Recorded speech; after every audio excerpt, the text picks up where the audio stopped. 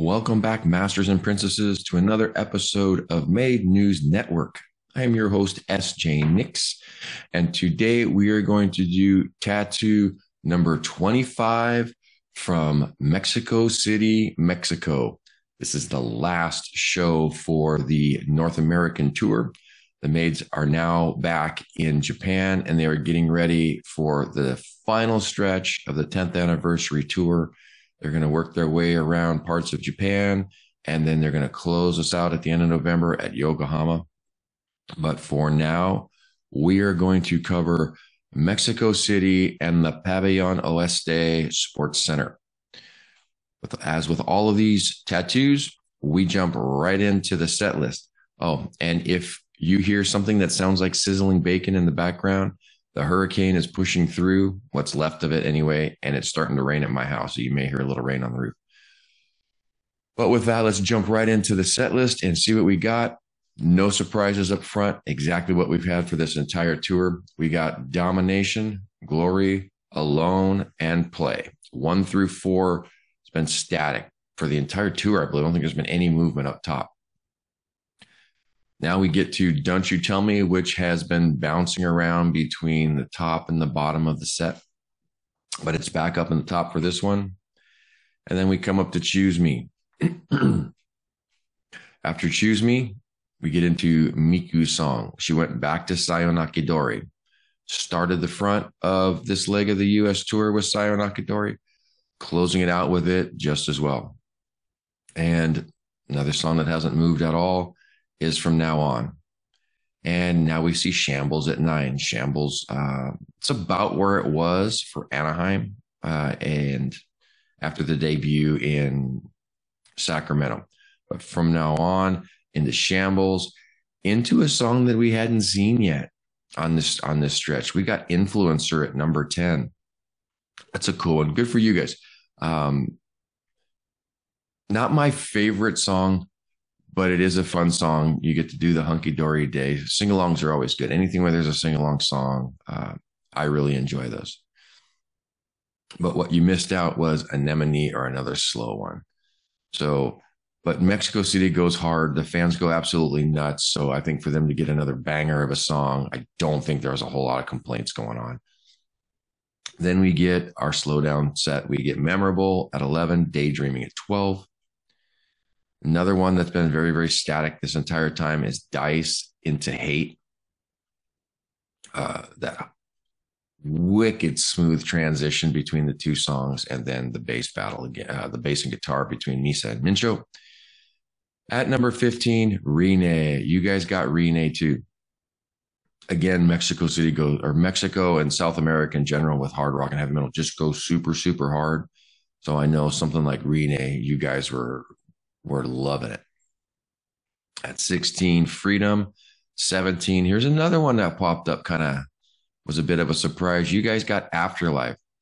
That's a fun live song. I would have liked Afterlife at one of the shows I went to, but I know you guys absolutely enjoyed that.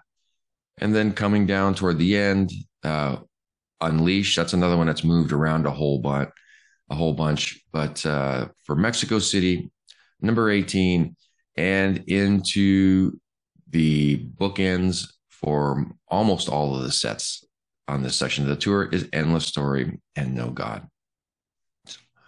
Really cool set. I would have liked to seen Influencer again, and Afterlife is fun. I've seen all of those live, but that was a harder set for sure than the stuff that they were doing up in the U.S.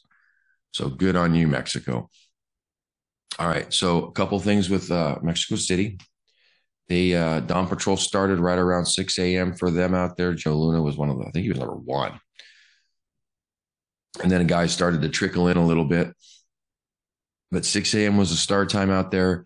From there, as it filled in, they got rained on a little bit for the same thing I'm talking about with the remnants of Hurricane Hillary. Mexico City's far inland, man, but they got rained on pretty good. I know you saw a lot of the guys as they were being led into the venue, they were covered in rain ponchos trying to stay dry.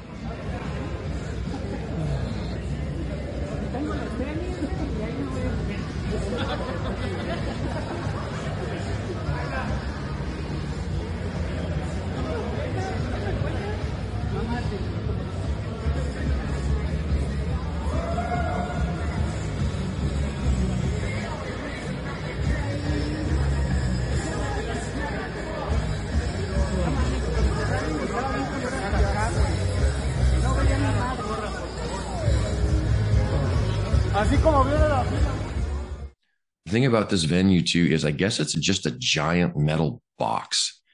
There was not much to it. It's a concrete floor, metal walls. Doesn't seem like that would be the absolute best thing for acoustics, but I really haven't heard anybody complain about the overall sound. I think the biggest complaint I got was one, it definitely wasn't full. I guess it was around 1,200 people there, or something around there is what I'm hearing. But when the show started, the crowd surge was nasty. Like everybody pressed in. It's like they crammed 1,200 people into the space that should have been for about 800. So I know the guys up front were very cautious of making sure they weren't getting crushed against the rail. They had to spend most of their time keeping their arms in front of them so they didn't get crushed. Again, it's just a result of the Mexican fans going maybe a little too hard in this case. But my understanding is everybody had a really, really good time. So for the lineup, the Mexican fans made a couple of banners, really nice ones too, and they were given away and the girls held them up on stage. One of them was I guess it was designed to look like 1,000 peso note. And that's one of the ones they definitely held up on stage. You see the picture right here. That's just a super cool idea. Whoever did that one, you guys did a really, really good job with it. And then the other one was band's logo with the Mexican eagle in the background, and then some text that went with both. A really good job, guys. You guys really, really good job on these banners, whoever did those. So another thing that I'm jealous of as far as Mexico goes, that would have been a really cool show to go to, just, an international show. But you guys got show specific merch, and that looked like you guys, it was a green, basically it was the North American tour t-shirt, but instead of being black and then the rare white one out there, you guys got a solid green one. I think that's pretty cool. But man, if I'm being honest here, the one that I would have wanted was the Mexican flag shirt, or the hat especially. So if there's someone out there who has an extra hat and would like a deck of cards, we can work something out for one of those hats. Those are cool. Good on you guys. I regret not getting the katakana shirt with the American flag in the background from October. I just wasn't going to give up a rail spot for a shirt, but I'm not going to lie, it stings a little bit not having that one. So if someone has an extra Mexico hat, let's see if we can make a deal for you. So we know Homogeneity Time is always going to have something special, fun, or different, especially when they're going to a place that they haven't been in, 5 years. And I guess this is another thing that was going on with Mexico. Lots of things were being thrown on stage, and I'm not sure if any of it was like malicious type stuff. I hope no one was trying to hurt the mage, but I did hear there's a lot of stuff that was being thrown. From what I'm understanding, they're gifts and things of that nature. Still not a good idea to throw stuff on the stage, especially when they're playing. But I guess one of them was a luchador mask, and the girls had a little bit of fun with them. So Misa had it on at one point. I think Akane had it on at one point, and they were just having a good old time with that during one of the breaks. I believe it was the lead into Homogeneity Time.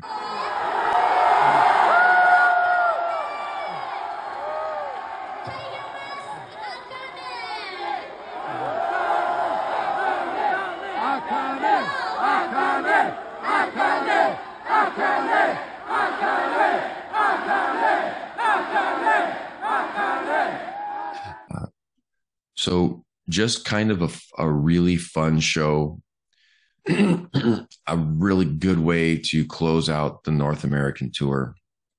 And I'm happy for them. I really, really am. That this was a real successful tour, not all sellouts. And, I don't expect them to, especially in smaller towns. I mean, Spokane was an odd choice.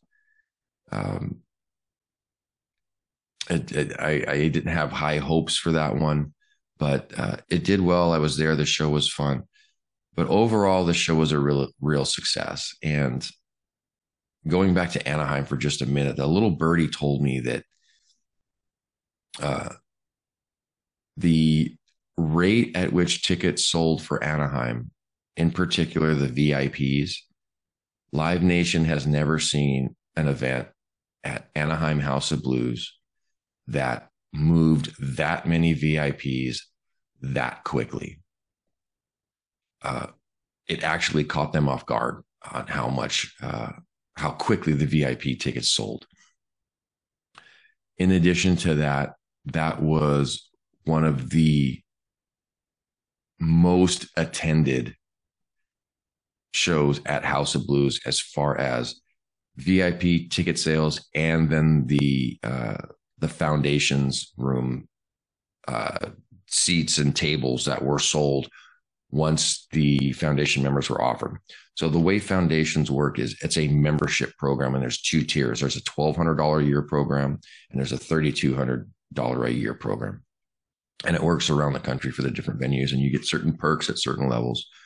But as a foundations member, when any concert comes into a venue, you're provided the opportunity to buy private seats, extra upgrades, and it's an additional cost to whatever your membership fees are.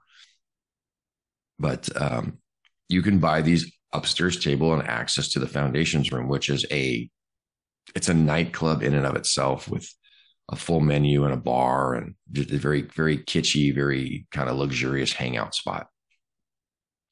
That's where I ended up at because I bought into part of a table for foundations, and it was really cool. I've been in foundation once before when House of Blues used to be in Hollywood, but off topic here. So with the foundations room VIPs, they sold almost all. I don't remember seeing too many seats or tables that were not used, but House of Blues has never seen this much foundations form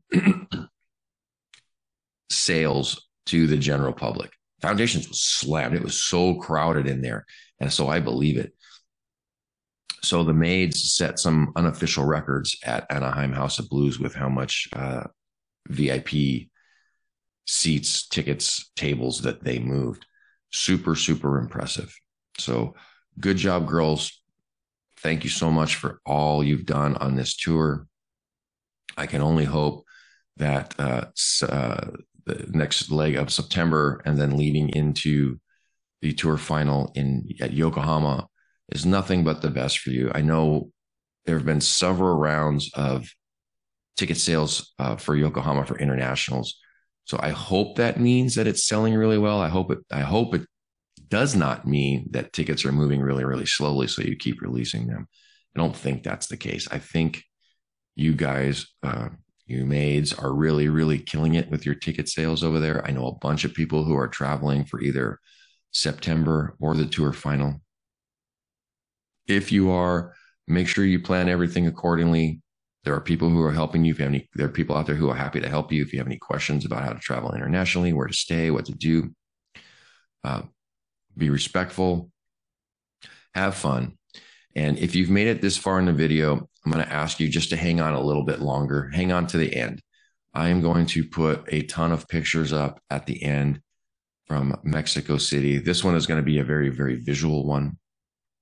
So if you attended Mexico City, I hope you had a really good time. I hope you were able to stay dry.